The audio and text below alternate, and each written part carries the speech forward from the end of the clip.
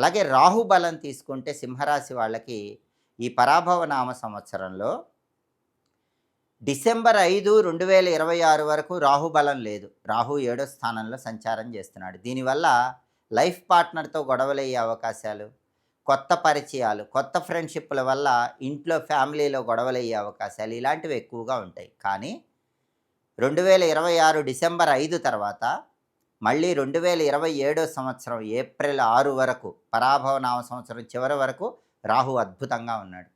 ఆ సమయంలో మాత్రం అనారోగ్యాలు తొలగిపోతాయి. అష్టమ శని ఉన్నా సరే రాహుబలం రావటం వల్ల అనారోగ్యాలు తగ్గుతాయి.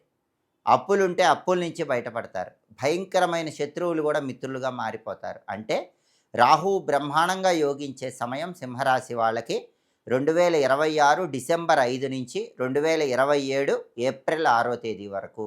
ఈ సమయంలో రాహు 6 స్థానంలో సంచారం చేస్తూ మిమ్మల్ని అబ్రాడ్ తీసుకెళ్లే అవకాశాలు ఉన్నాయి. అబ్రాడ్ వెళ్ళి బ్రహ్మాండంగా సక్సెస్ అయ్యే అవకాశం ఉంది. ఉద్యోగపరంగా కానీ, వ్యాపార పరంగా కానీ, విద్యాపరంగా కానీ సింహరాశి వాళ్ళు డిసెంబర్ 5 నుంచి 2027 ఏప్రిల్ 6 మధ్యలో ఖచ్చితంగా అబ్రాడ్ వెళ్తారు. శత్రు బాధలు తొలగిపోతాయి. అనారోగ్యాల నుంచి బయటపడతారు.